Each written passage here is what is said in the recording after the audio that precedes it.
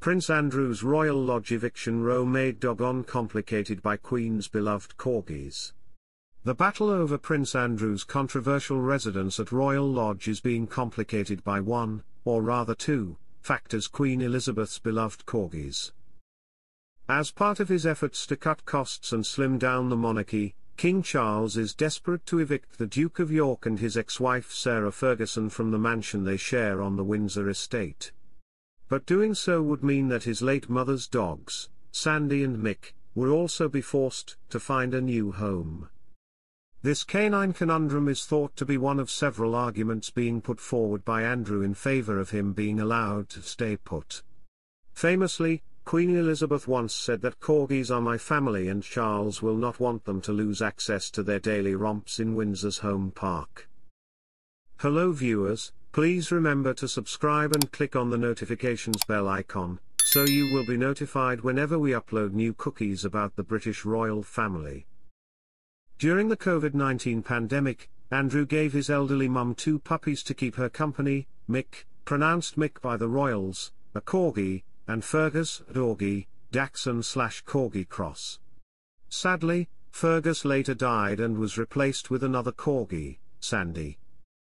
After Her Majesty passed away in September 2022, her middle son, often seen as the apple of her eye, quickly offered to take in the dogs.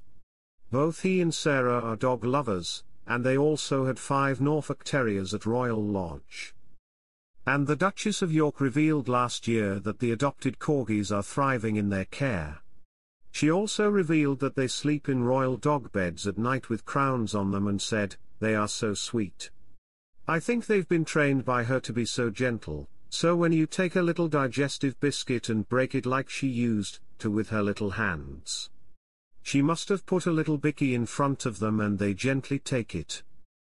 More recently, Andrew's brother, King Charles, is said to be applying pressure on him to vacate the property and instead move to nearby residency, Frogmore Cottage, the former home of Prince Harry and Meghan Markle. Royal Lodge, a 19th-century Grade II listed building, sits on 90 acres of land and has more than 30 rooms, including 7 bedrooms and a saloon. But we rarely get a glimpse inside the home. One room we never get to see is their family living room. One photo from inside the private royal residency shows how palatial the lounge rooms are at Royal Lodge. There are numerous sofas scattered around the room which are draped in green, pink and red paisley patterns. The room also boasts an enormous Persian-style rug in order to add soft furnishings and comfort underfoot. The ceilings are sky-high and the walls leading up to the room have been kept traditional with arched panels, making way for hanging portraits and paintings. On one wall sits a fireplace centered beautifully between the seating areas, meaning the family can cozy up in front of the fire from time to time. There are candelabras, ornate vases and other trinkets placed along the rim for extra style and home comforts. Meanwhile, an enormous chandelier hangs from the ceiling, adding even more glamour and a touch of royalty. Though it's likely that Prince Andrew and Sarah, Duchess of York, who are parents to Princesses Beatrice and Eugenie, have updated the interiors and decor, it's certainly likely that the traditional elements including its regal style have remained to ensure the home holds on to its authenticity. Windsor was one of Her late Majesty's favourite residencies, second only to Balmoral Castle in Scotland. Also on the grounds is a chapel which is dear to the family. Services at the church have been held there in recent times, while Prince Andrew's grandparents King George VI and the Queen Mother regularly worshipped at the chapel while they lived at Royal Lodge during their time as the Duke and Duchess of York. Most notably in modern times, the Duke's eldest daughter Princess Beatrice married Edoardo Mopelli Mozzi there in 2020 in a private ceremony due to social restrictions imposed by the COVID-19 pandemic. A highlight of the space is the late Queen Elizabeth II's life-sized playhouse that still stands on the estate. In 1932, when the Queen was 6 years old, the people of Wales gifted her an incredible life-sized playhouse complete with running water, electricity, a fully functioning kitchen and bathroom, and a living room and bedroom. It's the most glamorous Wendy house ever, but it's really beautiful, and what you're seeing now is after a year's renovation process, explained Princess Beatrice previously in the documentary The Diamond Queen. It's been completely rethatched, new curtains, new wiring, a bit of a spruce up really. All the little china and glass was created especially for the house. Royal fans may notice similarities between Sarah's stunning emerald green gown and one worn by Princess Kate to the 2023 Royal Variety Show performance. By the same designer, Princess Kate's was a teal blue shade called Poseidon, with a jeweled neckline and the same floor-length split sleeves.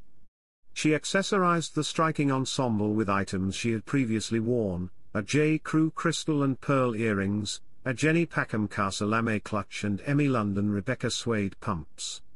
The princess is well known for recycling outfits and accessories. Like Kate, Sarah opted to wear her hair down in a natural, wavy style. The 64-year-old wore her red hair in a side parting and accessorized the look with dangling pearl earrings and 2 simple silver bracelets.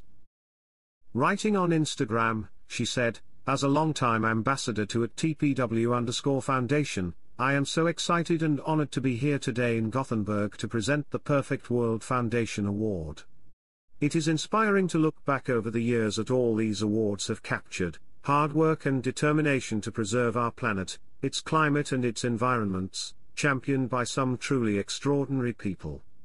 Thank you Sir David Attenborough, Dr. Jane Goodall, and HSH Prince Albert II of Monaco, Kristin Davis and many more."